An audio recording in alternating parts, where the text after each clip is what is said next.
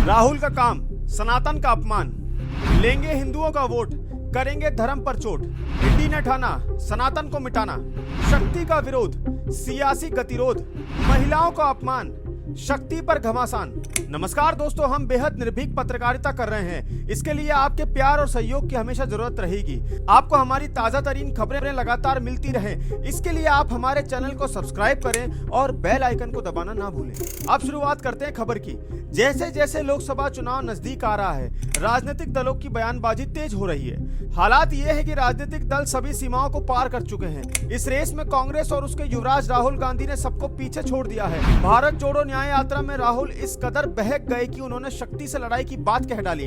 राहुल ये जानते हैं कि हिंदू धर्म में शक्ति का कितना महत्व है, बावजूद इसके राहुल सनातन के अपमान का कोई मौका नहीं छोड़ते। ये आरोप हम नहीं लगा रहे, बल्कि देश के प्रधानमंत्री और बीजेपी राहुल से सनातन विरोध को लेकर सवाल कर रही है। बीजेपी का कहना है कि सनातन धर्म और हिंदुओं का अपमानित करना कांग्रेस नेतृत्व वाले विपक्षी गठबंधन का स्वभाव बन गया है।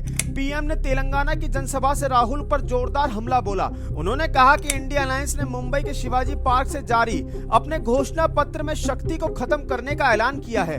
मैं इस चुनौती को स्वीकार करता हूं और इन शक्ति स्वरूपा माता बहनों की रक्षा करने के लिए जान की बाजी लगा दूंगा, जीवन खपा दूंगा, ये कहा प्रधानमंत्री मोदी ने।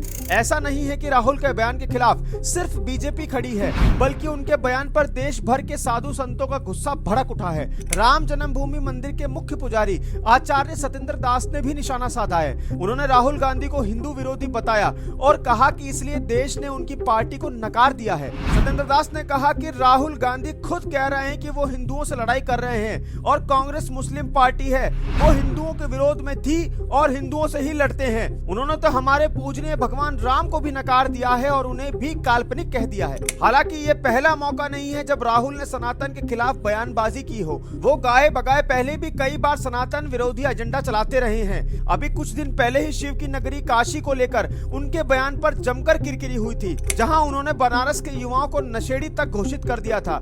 और वो यहीं नहीं रुके, उन्होंने देश की सबसे बड़ी धार्मिक नगरी के युवाओं को शराबी तक कह डाला। हालांकि इसमें कोई शक नहीं है कि राहुल के सनातन विरोधी बयान की फहरिस्त बेहद लंबी हो चुकी है। राहुल की भारत जोड़ो यात्रा जिस शहर से गुजरी, उस दौरान उसने लोगों को कितना जोड़ा ये तो अध्ययन का विषय है, लेकिन ये बात तो तय है कि इस यात्रा के दौरान राहुल विवादित बयान जरूर जोड़ते गए। राहुल और उनकी इंडी ब्रिगेड से हर सनातनी यही सवाल कर रहा है कि आखिर आपको वोट तो चाहिए हिंदुओं का, लेकिन आप ना ही सनातन का सम्मान कर रहे हो और ना ही सनातन के प्रतीकों का, बल्कि उसके उलट मुट्ठी भर अल्पसंख्यकों के वोट के लिए आप सीधे तौर पर हिंदुओं की जनभावना का अपमान कर रहे हो। आखिर ये कब तक चलता रहेगा? राहुल गांधी के शक्ति से लड़ाई के बयान के बारे में आप क्या सोचते हैं? हमें अपनी राय कमेंट करके जरूर बताएं। अगर वीडियो अच्छी लगी तो कृपया लाइक करें, शेयर करें और ज्यादा से ज्यादा सब्सक्राइब करें और बेल आइकन दबाना बिल्कुल भी ना भूलें। धन्यवाद।